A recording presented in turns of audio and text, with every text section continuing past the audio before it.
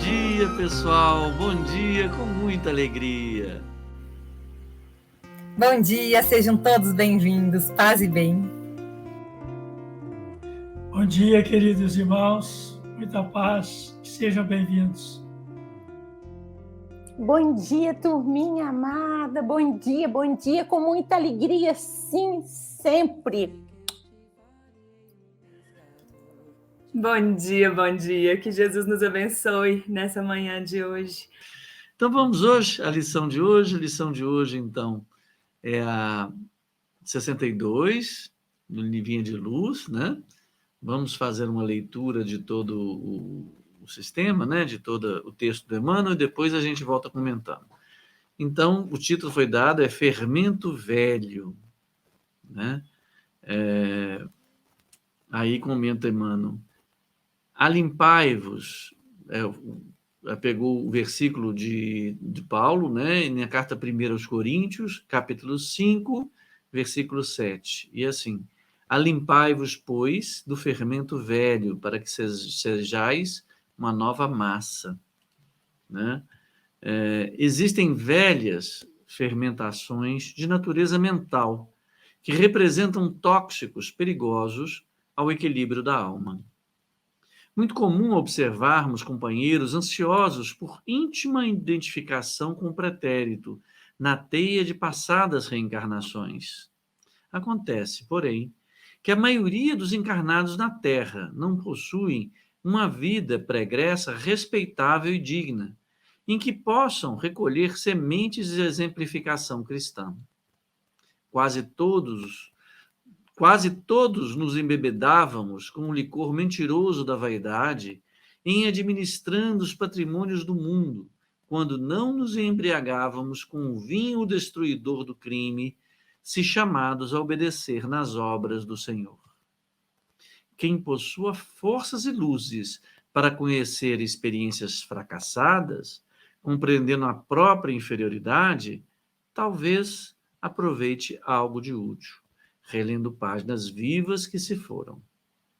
Os aprendizes destes aes, contudo, são ainda raros nos trabalhos de recapitulação na carne, junto da qual a compaixão divina concede ao servo falido a bênção do esquecimento para a valorização das novas iniciativas. Não guardes, portanto, o fermento velho no coração. Cada dia nos conclama à vida mais nobre e mais alta. Reformemo-nos à claridade do infinito bem, a fim de que sejamos nova massa espiritual nas mãos de nosso Senhor Jesus. Nossa, que maravilha. Vamos voltar, então, ao início, né? Para a gente poder comentar a respeito. Então, lá. Bem, alimpai-vos. Primeiro, importante a gente saber assim, o que quer dizer alimpar, né? Alimpar, a gente fala assim, gente, mas por que alimpai-vos? Eu acho que é mais uma precisão, né? Eu procurei saber o que significava alimpai-vos, mas é mesmo que limpar, né? Alimpai-vos. É outra forma de dizer limpai-nos. E ficou bonito, né? Alimpai-vos. É umas questões na construção do Evangelho, do texto do Evangelho, né? Eles eram feitos por eruditos, né? E eles buscavam uma erudição no trato das palavras. Não há nenhuma função outra diferente, senão a de deixar claro, né? Que é limpar. Então, vamos lá. Pois do fermento velho, para que sejais uma nova massa. Aí a gente perguntou assim, tá ok, mas fermento, qual que é o sentido da palavra fermento, né? Fermento, eu procurei no dicionário e está dizendo assim, fermento é aquilo que excita gradualmente espírito, claro, além das várias acepções, né? O espírito ou os ânimos. É um agente capaz de provocar a fermentação. Então, veja. Se o que é fermento? É como se fosse uma enzima. O que é enzima? Enzima é uma coisa que é de fora ou alguma coisa extra que provoca uma movimentação que faz crescer alguma coisa, né? Então, o que é o fermento? Fermento como está dizendo, né? É um agente, algo que se soma e que faz crescer determinadas coisas. Vamos analisar. Quando a gente vai pegar uma massa, você pega farinha, pega sal, açúcar, né? Uma pitadinha de sal, um pouquinho de açúcar, você põe um óleo, água, mistura com farinha, amassa bastante, coloca um pouco do fermento, coloca este agente. O que a massa faz? Ela fermenta, ela cria bolhas, ela se expande e cresce. Ela ganha volume. Então, vejamos. Eu estou um pouco triste em relação a alguma coisa. O que seria um fermento de forma figurativa? Eu estou triste porque, eventualmente, não sei, perdi meu animal de estimação ou porque algum motivo qualquer. Aí vem uma pessoa, ao invés de me trazer um consolo, ela chega para mim e fala assim, pois é, e a guerra na Ucrânia? Né? Tanta gente sofrendo. Né? Ou então fala assim, e o pior não é isso, né? Esse calor todo acontecendo. Né? Oh, meu Deus, podia pelo menos estar um pouco mais fresco, né? Para a gente não... Aí vem uma pessoa e fala assim, e sem contar que você tem esse boleto aqui ainda para pagar. O que ela está fazendo? Essa pessoa funcionou como fermento, ela foi um agente para fazer crescer algo que já não estava bem, esta massa que já não estava bem. Né? Então, quer dizer, ela foi um fermento nocivo. Por quê? Porque ela fez crescer, né, algo que já não estava bem, esta massa que não estava bem. Então, tudo aquilo que traz elementos que, combinados com os elementos já presentes, crescem a uma coisa, tem a conotação de fermento. Então, o que eles vêm, o que Emmanuel vem trazer para a gente? Ele vem comentar. Existem velhas fermentações de natureza mental. E é ali, gente, se a gente pensar bem, é ali onde nós atuamos mais claramente. É aquela história que se diz, você pode deixar de fazer determinadas coisas, mas de pensar nunca. Então, o lugar onde, em tese, estamos mais presentes é exatamente no nosso pensamento. É o lugar onde estamos mais presentes. Não quer dizer que nós estejamos presentes nos eventos, nós estamos presentes no nosso pensamento. Muitas vezes a presença se dá no passado, se dá no futuro, através das ansiedades. Mas é o lugar onde estamos presentes. E é ali onde crescem as fermentações, nos nossos pensamentos ou na nossa mente. Né? E que representam tóxicos perigosos ao equilíbrio da alma. Então, olha o que ele está dizendo, que é muito interessante. Ele está dizendo que é um fermento mental que é tóxico para a alma. Por quê? Porque são duas coisas, vamos dizer assim, que podem ser tratadas de formas diferentes, de uma forma didática. Mas veja, a alma, se a gente for olhar a conceituação espírita da alma, a alma é o espírito encarnado. Né? Então, é tóxico para a sua individualidade, para o crescimento do seu espírito imortal, objetivo maior na nossa existência, da nossa encarnação. Então, ele se estrutura na mente e torna-se tóxico para o seu espírito, para a sua individualidade, para o seu espírito imortal. E por que mental? Na hora que a gente fala mental, dá a impressão assim, que é só os raciocínios. Não. São tóxicos que vão afetar todos os aspectos da nossa mente. De uma forma didática, vamos entender o que é mente. Mente não é só o lugar que nós colocamos no cérebro, não, mas não é apenas um lugar. Mente é um conjunto que nos representa, que em essência somos nós, ou somos nossa expressão somática, que é a reunião de nossos conhecimentos, com os nossos entendimentos, com as coisas que nós confiamos, nós acreditamos. Então, isso formam a nossa mente. Né? Então, não adianta, por exemplo, eu ter um conhecimento muito grande a respeito de fatos científicos, isso e aquilo, se as minhas condutas são incoerentes com esse conhecimento. Por quê? Porque o meu entendimento dessas coisas que eu conheço, desse conhecimento, né? O meu entendimento, ele é feito a partir das coisas que eu acredito que assimilo para mim. Né?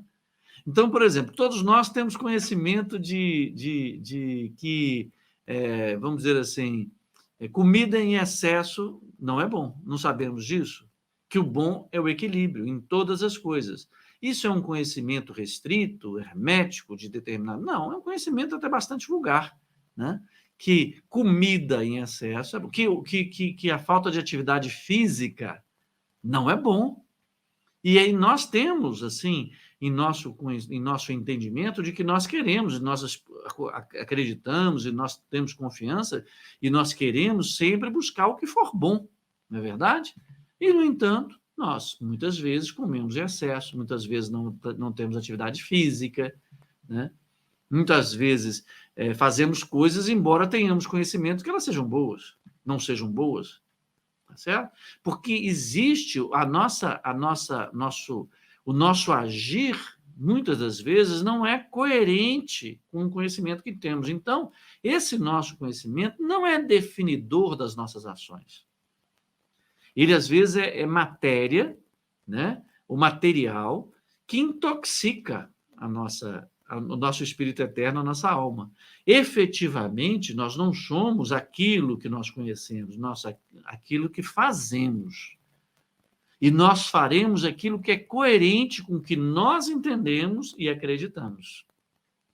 Quantas vezes você disse assim que, eu acho que na homeopatia diz assim que, às vezes, uma amiga minha que é homeopata, às vezes ela se disponibiliza para um determinado medicamento. Então, ela entende e ela acredita tão firmemente que ela está sentindo os efeitos daquele medicamento que eles têm resultado sem que ela precise tomar aquele medicamento, né? Quantas vezes a gente acredita fielmente que o mundo não nos ama e nos atiramos a depressões profundas. Nós temos crença nisso, a gente pode olhar que ao redor estamos cercados de conforto, estamos cercados de pessoas que nos amam, mas nós acreditamos piamente e isso faz a gente, nos deprime, nos coloca numa situação terrível, numa situação clínica de depressão, né?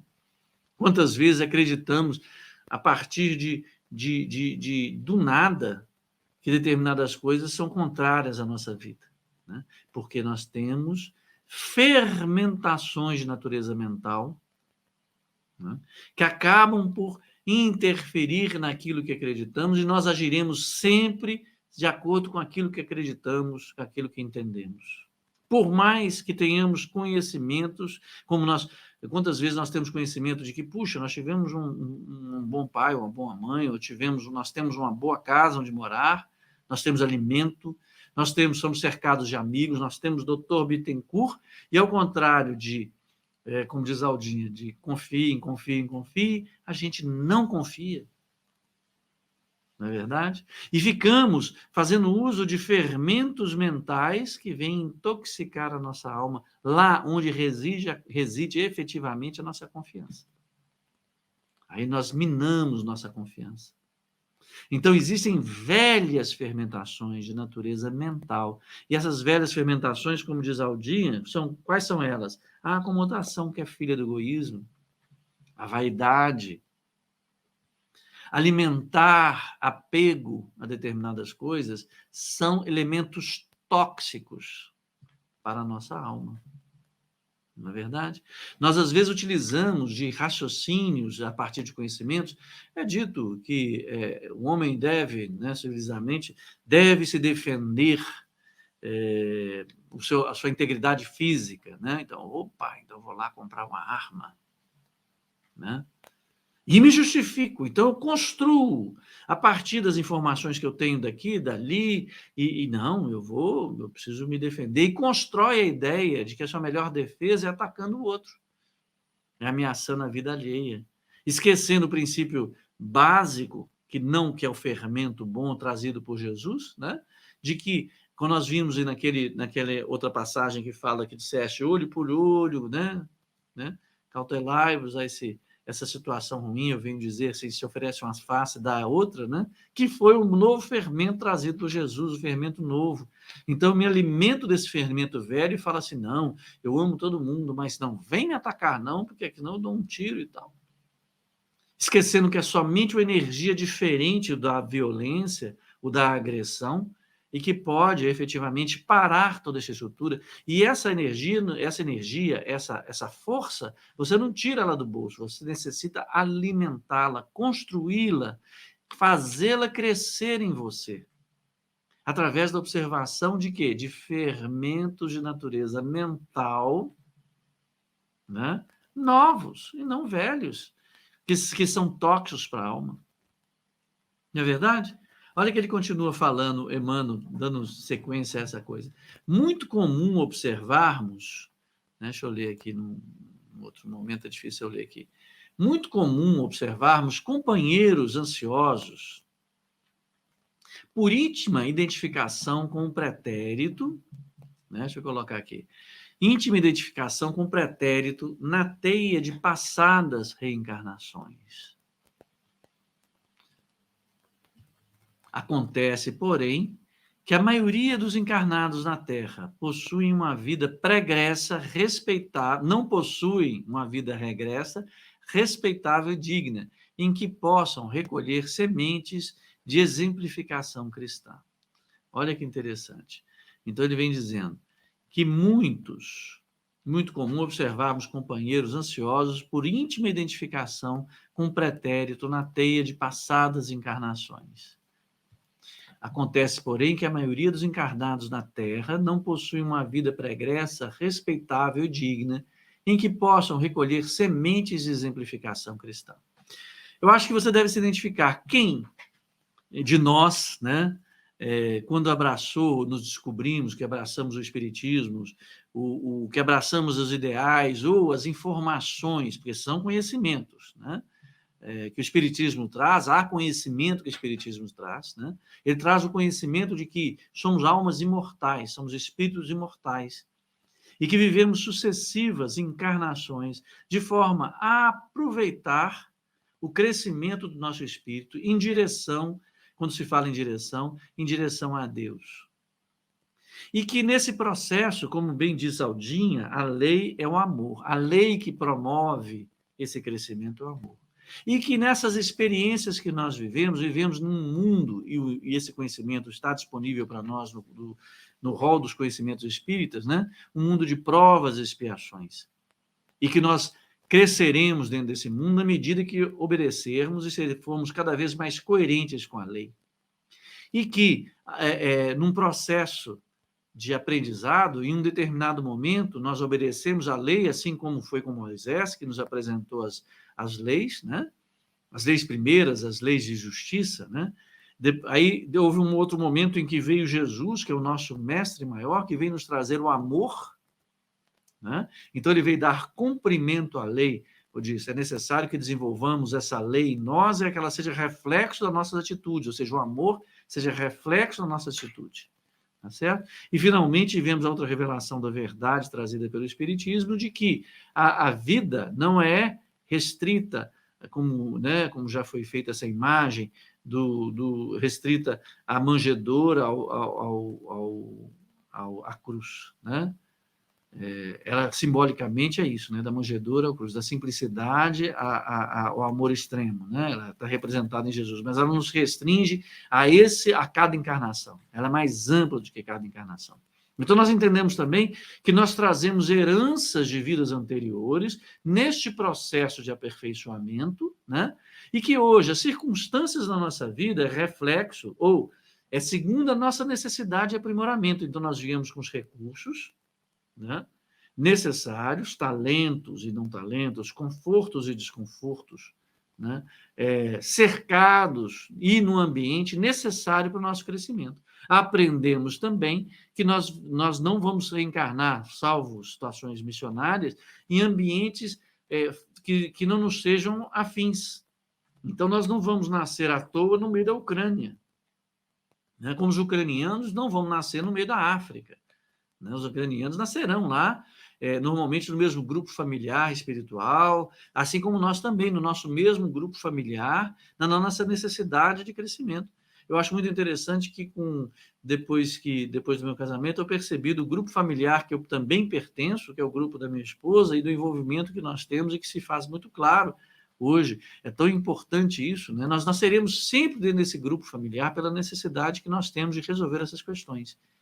E o que acontece? Muitas das vezes, por ter esse conhecimento, suscita em nós, neófitos, aquela ideia de falar assim, puxa, queria saber quem que eu fui numa vida passada. Mas isso, nós temos essa necessidade, ou essa curiosidade, porque também a curiosidade, ou seja, esse capricho, essa esse sentimento talvez orgulhoso, vaidoso de saber onde vimos. A gente ouve muita gente falar assim que foi Cleópatra em outra vida, ou que foi Marco Antônio, né? Raramente você vai ver alguém dizer que foi um escravo, foi um servidor, um trabalhador, né? Não, foi um duque na França, foi um Luís XIV, um Luís XXIII, não sei nem o nome desses Luíses, né? A gente sempre quer ser, eu já fui rei, então só fui, né? Eu fico pensando assim, será que muito provavelmente eu devo ter sido alguma outra coisa ruim? Aí o que a Amândalo faz, né? Ele está dizendo que isso é uma grande ilusão, né? Se nós estamos aqui e há a nossa necessidade de encarnar, muito porque efetivamente tivemos em outras encarnações situações que exigem que ainda estejamos num planeta de provas e expiações. Não é verdade? E demos graça, porque nós já estamos passando por um processo para um planeta de regeneração em que aqueles residentes no mal serão exilados. E damos graças de ainda podermos estar aqui. Muito obrigado. Agora, o que nós fizemos lá atrás normalmente não é muito bom, não. Por isso que nós estamos aqui, né? Nós não fomos figuras maravilhosas em outras vidas. E graças a Deus, por misericórdia divina, nos foram, juntamente com nós mesmos, né, que nós participamos, na maioria das vezes, às vezes não tão compulsoriamente, nós participamos na elaboração das nossas necessidades, né? Nós desejamos, nós pedimos pela oportunidade de nos reajustar naqueles delitos, né, ou naquelas faltas que cometemos, né? Através da lei do amor, graças a Deus temos tido a oportunidade, não vou falar em merecimento, a oportunidade de revermos as nossas necessidades, vivemos este paraíso, lembrando sempre, Jesus, quando falou para o bom ladrão, ainda hoje estará no paraíso, o que ele quis dizer? Ainda hoje terá a felicidade, paraíso no sentido de felicidade, de poder rever as suas necessidades e trabalhar sobre elas.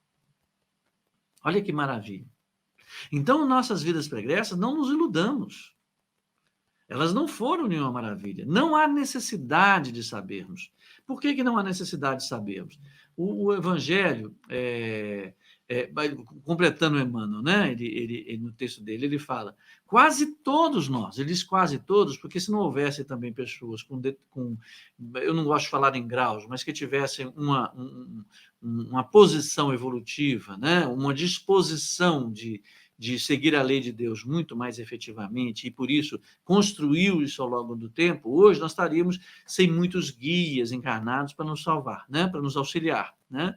Mas ele diz que quase todos nós nos embebedávamos.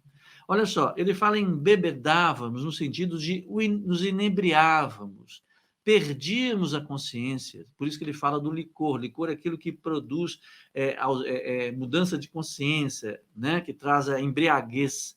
Mentiroso da vaidade, em administrando os patrimônios do mundo.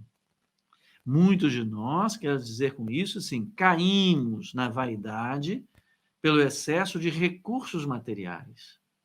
Porque, de fato, o que Emmanuel nos lembra é que tudo nos é concedido por misericórdia divina, e às vezes é concedido a algum ou outro mais recursos materiais. E aí, esses recursos materiais, pelo conforto que talvez eventualmente ofereçam à matéria, nos embriague, né? Nos faz pensar também como temos tratado os patrimônios que nos são concedidos a administrar nesse mundo, patrimônios do mundo, né? O fazemos de forma conscienciosa, segundo a lei do amor, né? Tenhamos cuidado em saber de nós, mas quase todos nós embebedávamos com o licor mentiroso da vaidade. Por que ele fala que é mentiroso? Porque nós temos que o amor é a verdade, e a vaidade, por ser contrário ao amor, ela é mentirosa. Então, nos embriagávamos administrando patrimônios do mundo. Os patrimônios são do mundo, e o mundo é de Deus, né?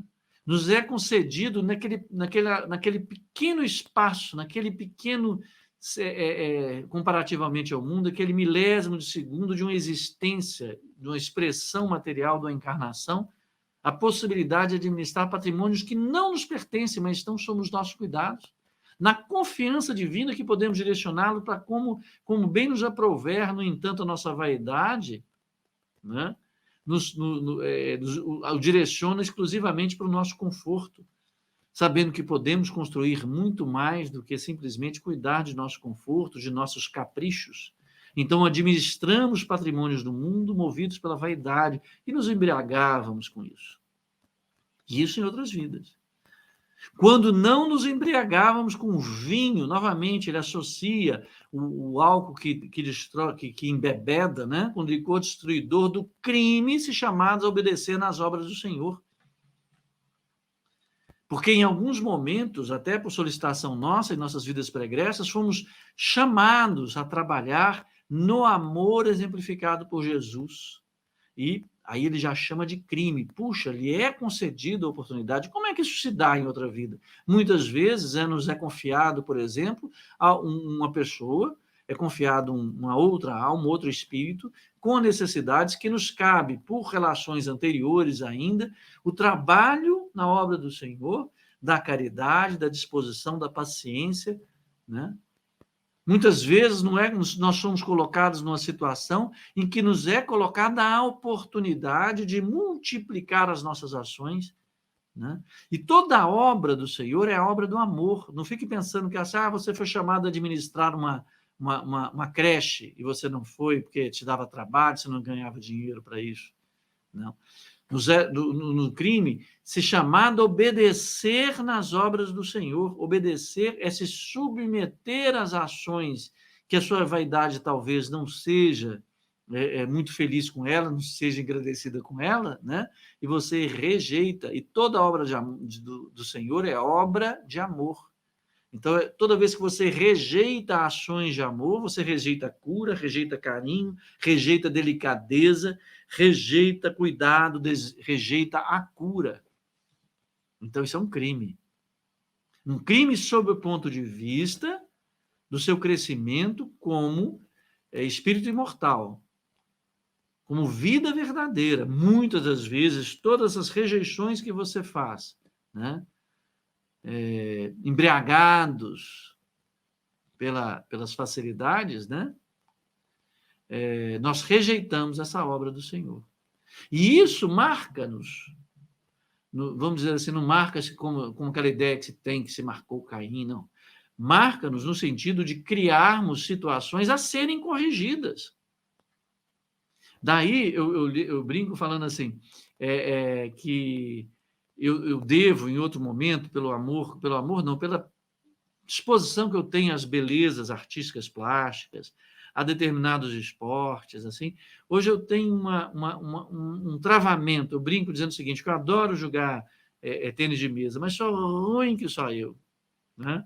Eu falo assim, brincando com um amigo, com um colega, quando eu vou jogar aí com o Ricardo, né? Quando eu venho aqui em casa jogar com o Ricardo, com o Fernando, com os meninos, eu ganho deles todos, né? Aí eu fico empolgado, eu acho que eu sou bom, aí eu vou jogar lá na federação, né? Na federação, eu vou lá jogar, meu raquete bacana, chega e tal, vou lá jogar. Não ganho uma.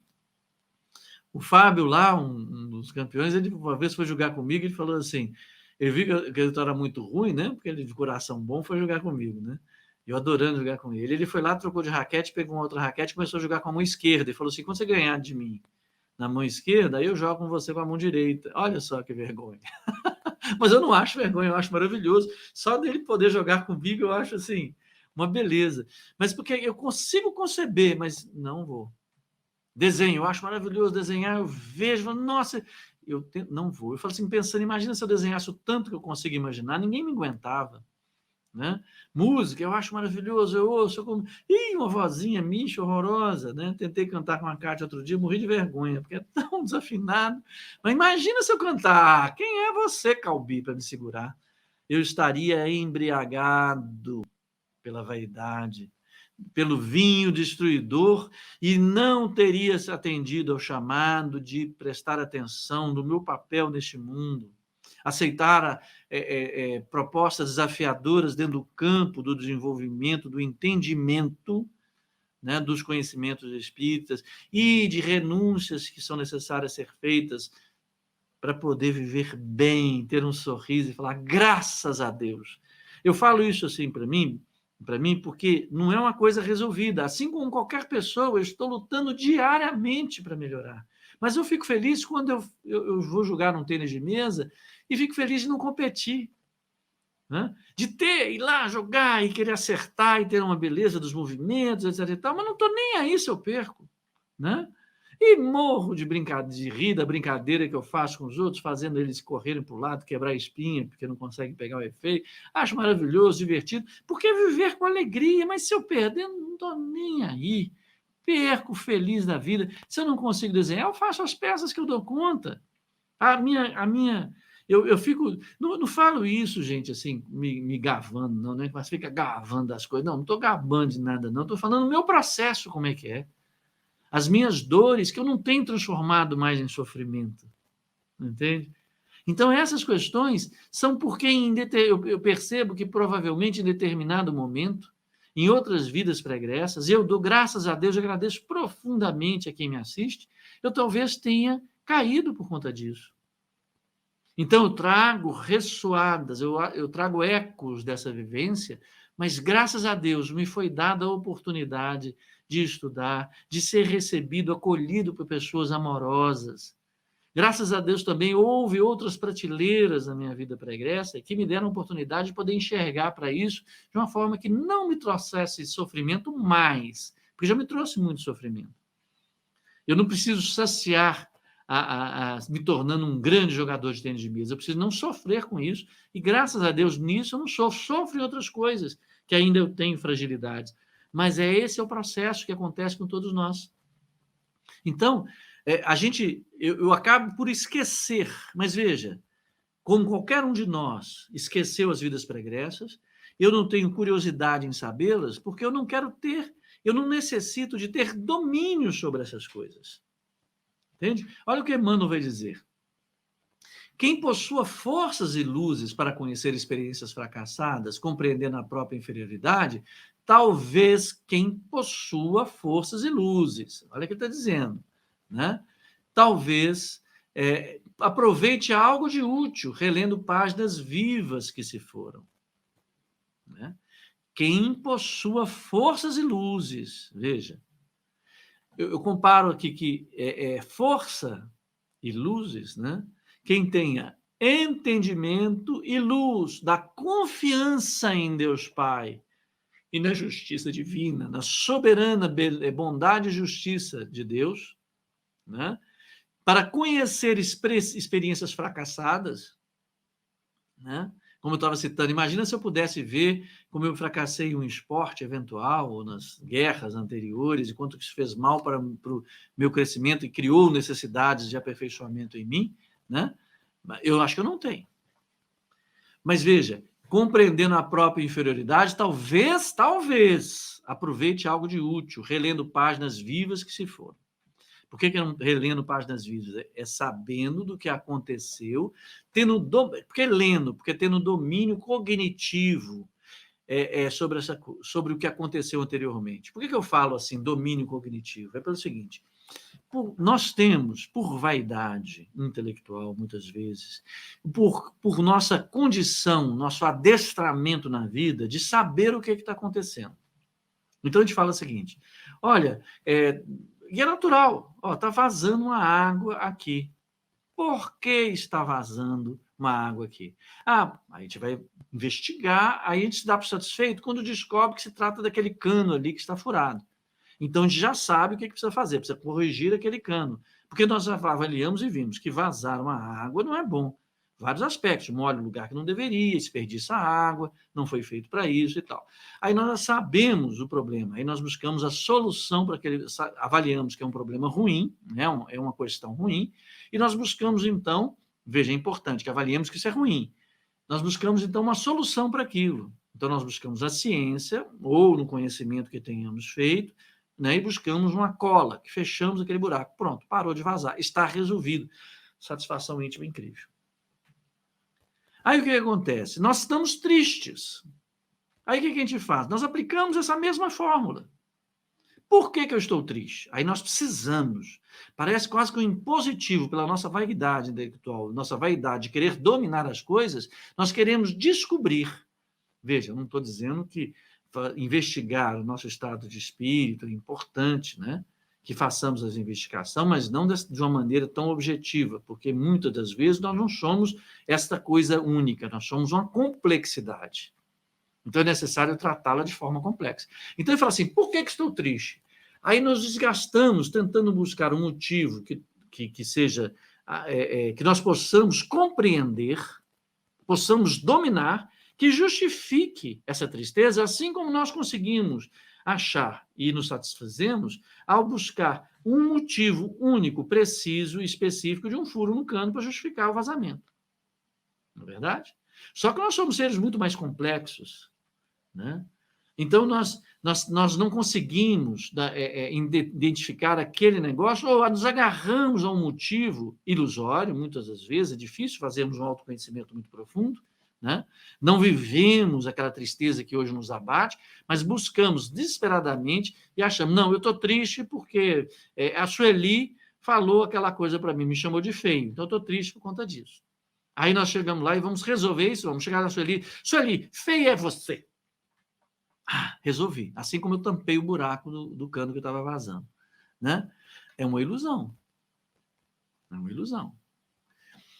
Se nós pudéssemos viver a tristeza, acalmarmos, desenvolvermos em nós a confiança gradativa e progressivamente na soberana justiça e bondade divina, vamos entender que existe em nós uma complexidade muito grande de coisas e vamos confiar de que muitas vezes a nossa tristeza reside em nós mesmos, pela maneira como nós estamos recebendo as coisas do mundo. E passamos a aumentar a nossa confiança em Deus, oremos mais, servamos mais, tenhamos essa lei de livre-arbítrio, esse recurso à nossa disponibilidade, né?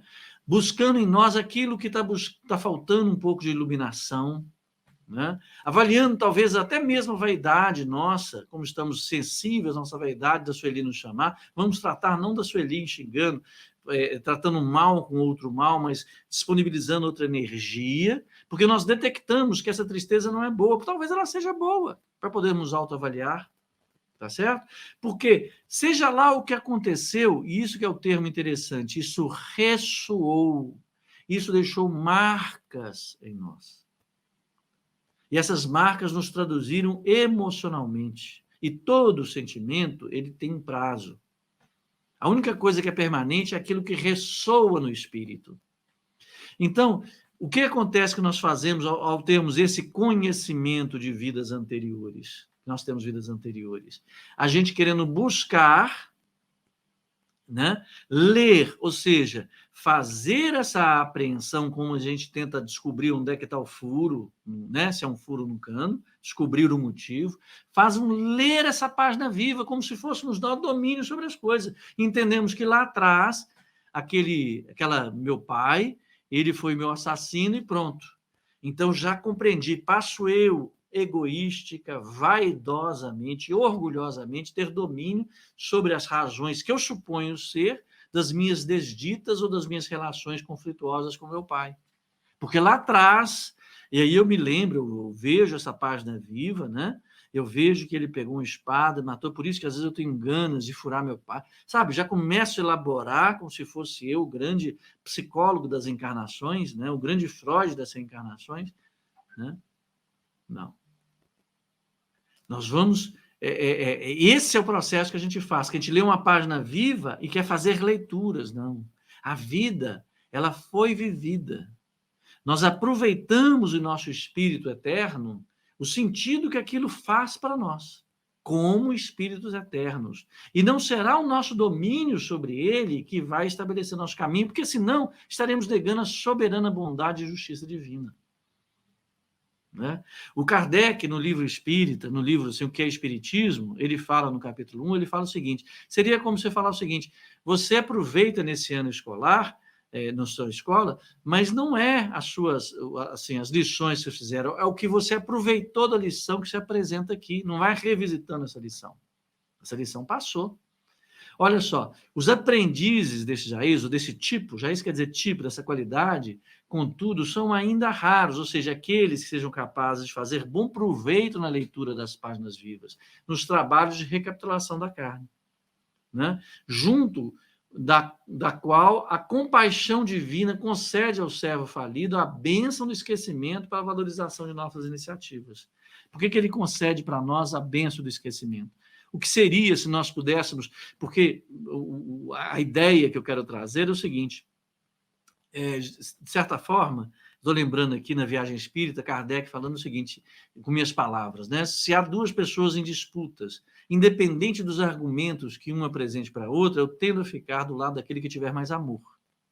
Então, veja, como no universo o que persiste é a lei de ação e reação, né? A lei de ação e reação, se eu faço uma leitura isolada, não considerando a complexidade das existências, e para isso o Espiritismo nos esclarece, que eu vejo, por exemplo, um desafeto atual meu, que na encarnação, ou que normalmente é muito associado às questões familiares, para poder ter recursos maiores da nossa... para que nos perdoemos, né, vamos dizer, eu vejo, por exemplo, o meu pai que me assassinou numa vida anterior, né?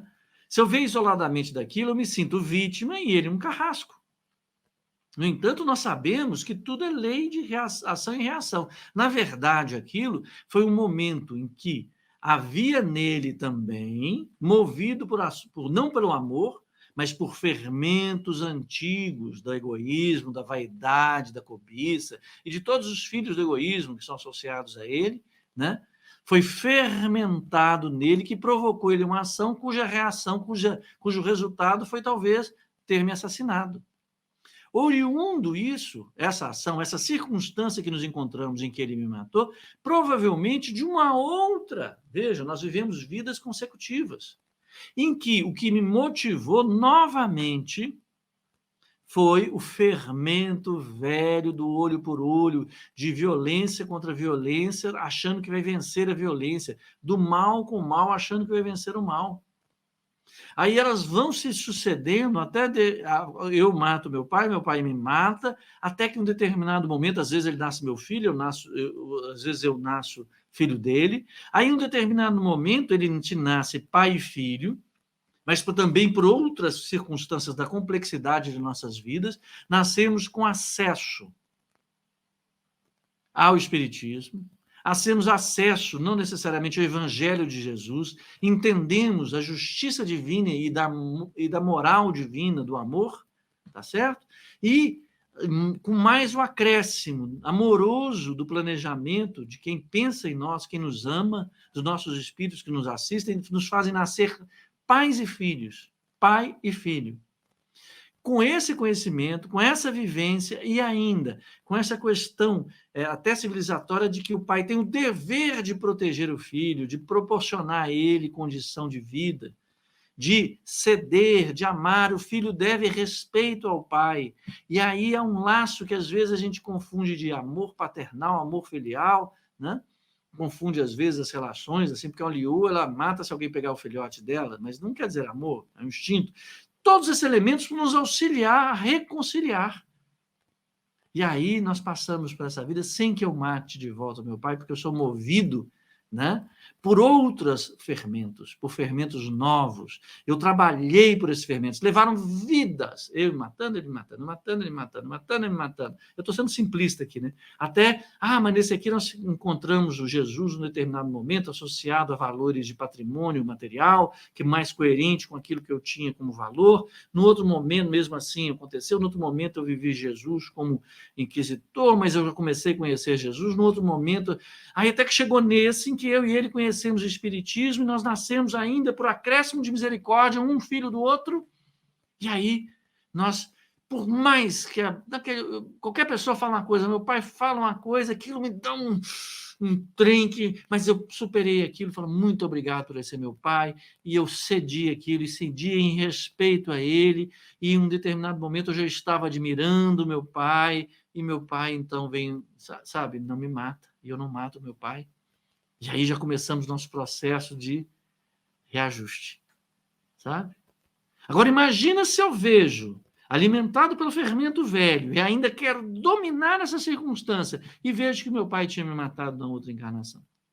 Ah, é ele. Nossa, vou deixar meu pai me matar de novo? De jeito nenhum. E vir em mim todo aquele ódio que eu sentia, aquela revolta que eu sentia ao desencarnar, sendo morto com aquele sujeito, e vir aquele sentimento de vingança forte. Nossa, aí pronto, né? Já estava estacionado o meu processo evolutivo, eu ia passar por um novo processo, aquilo eu já venci. Existem outros a serem vencidos. Né? Então, poucos conseguem olhar aquilo veja que eu falei, o conhecimento, o entendimento e a confiança. São os 3 elementos que determinam a nossa ação. Mesmo eu tendo conhecimento, mas se eu não tiver o entendimento e a confiança em Deus Pai, eu tendo esse conhecimento, por isso que ele fala poucos que conseguem fazer a leitura de páginas da vida e ter bom proveito. Imagina se eu não tenho e faço essa leitura. Então, muito obrigado por esse esquecimento. No entanto, como eu falei, o que ressoa é aquilo que fica estabelecido no nosso espírito eterno. Então, essa minha disposição de jogar tênis mesa, também essa má disposição para com meu pai, por exemplo, né?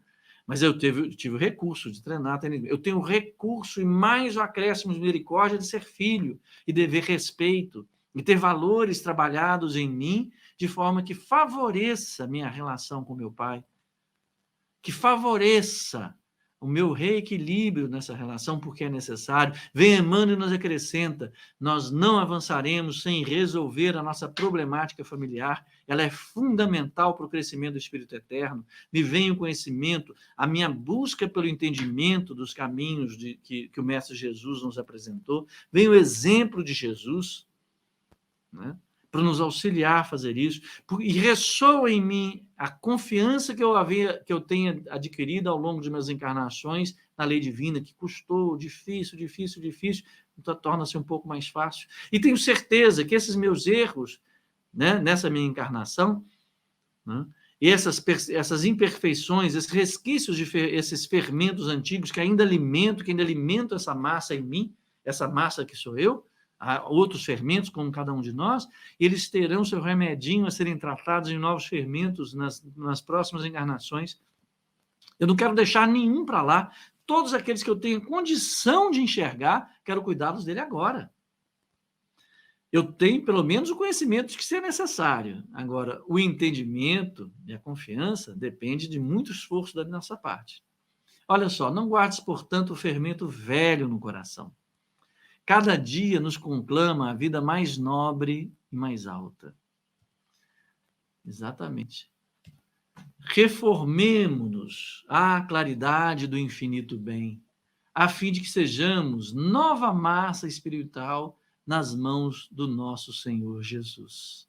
Olha que interessante, aí ele vem colocar que é massa espiritual nas mãos do Senhor Jesus. Cabe a nós nos colocarmos nas mãos do Senhor Jesus, nas mãos de nosso Senhor. Nós sermos massa nessa mão. Agora, para sermos massa, a massa que vai nos movimentar, que vai trazer os recursos, misericórdia, vai nos dar, às vezes, talentos, tirar talentos, é isso que a nossa massa será feita.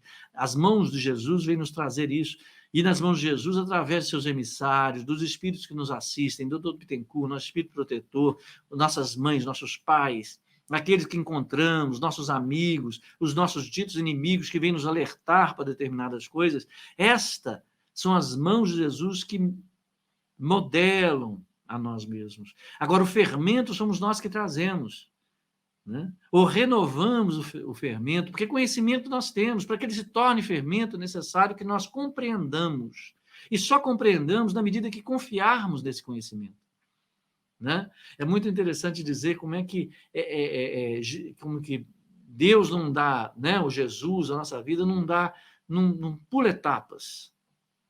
Tudo é um crescimento, tudo é um processo, ele é demorado, tudo é um processo. E é parte de nós colocarmos uma pitadinha de açúcar, movimenta o fermento.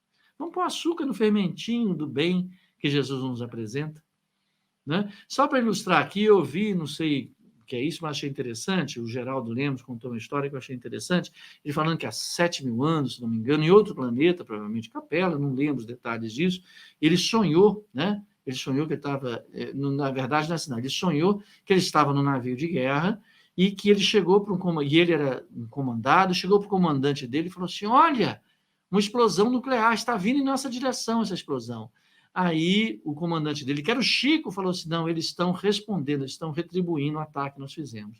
Aí ele foi conversar com o Chico, aí o Chico falou assim, não, esse sonho que você teve foi uma reminiscência de 7.000 anos atrás, no planeta de Capela, em que eu era o comandante de um navio de guerra, você era um comandado meu, e que o país inimigo, o outro inimigo, tinha respondido a um ataque feito, que nós tínhamos feito sobre eles, com uma bomba nuclear contra nós. Então, estava no processo de destruição planetária quase já.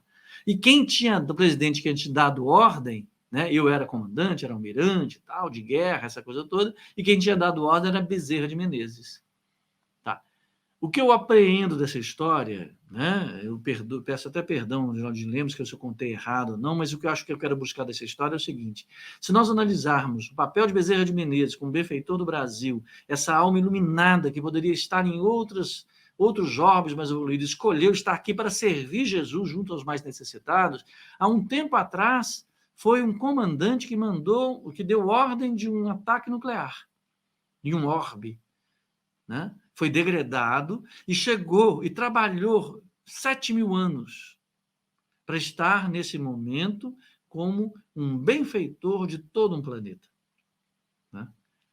Quem era um comandante dele era Chico, que para nós não temos nem referência. Né? Para nós, se Jesus é a expressão mais precisa de Deus, assim, apreensível para nós de Deus, talvez Chico seja a coisa mais próxima de Jesus que a gente tenha, né? Na nossa humilde percepção, vamos dizer assim, na nossa pequena percepção das coisas. Né?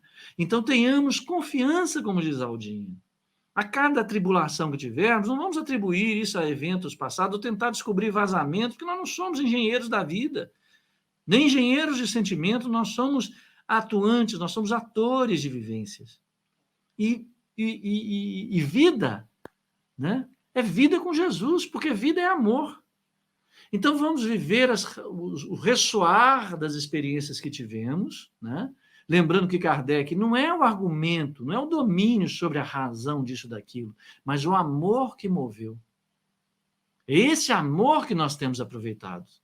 E esse amor que tem nos colocado em situações capazes de enfrentar. Vamos assim, proponho que vejamos as dificuldades, os desconfortos da vida como presentes divinos e confiemos nessa energia do bem que é capaz de vencer isso. Porque se Jesus, quando diz que Jesus venceu a morte, porque ele quer dizer que nós podemos vencer essa dita morte do corpo físico. Não importa a tribulação que nos apresente, com fermento bom, essa massa na mão de Jesus, que é esse conhecimento, essa confiança, que é a confiança, nós vamos sair bem como Espírito eterno. Às vezes a gente fala assim, nossa, coitado, está muito mal, está pobre, não tem dinheiro para nada. Ilusão. Dinheiro nunca foi sinônimo de felicidade. O que é sinônimo de felicidade é a possibilidade de movimentar-se, de trabalhar no bem, como Jesus falou para o bom ladrão, ainda hoje está lá no paraíso. O paraíso é trabalhar com as coisas que são necessárias para o crescimento do nosso espírito eterno. E é isso que é a nossa felicidade. Nós podemos escolhê-la.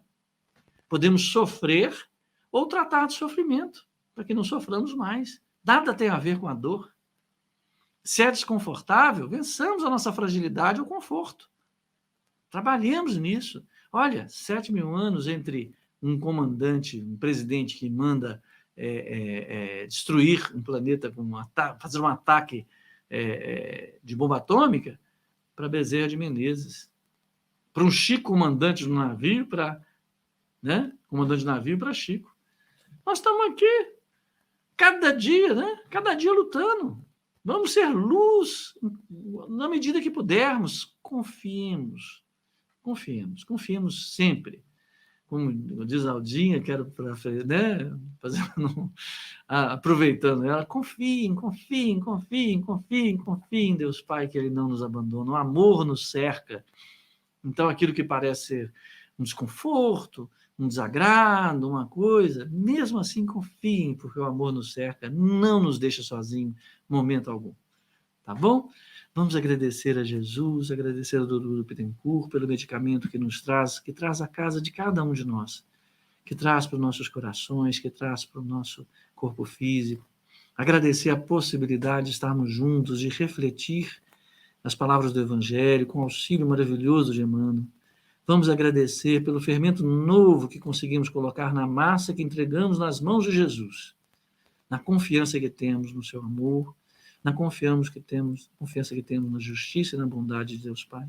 Agradecemos ao Dr. Bittencourt, Manuel Felipe, Santiago, que eu lembrei de Manuel Filomeno. Agradecemos a todos que vêm nos assistir, agradecemos também a tudo que tem nos ocorrido, porque são todas necessidades para o nosso crescimento. Agradecemos nossa possibilidade de trabalho e crescimento. Muito obrigado, Jesus querido. Esteja conosco sempre, sempre. Graças a Deus, graças a Deus. Muito obrigado, minha gente. Até mês que vem, como diz Aldinho.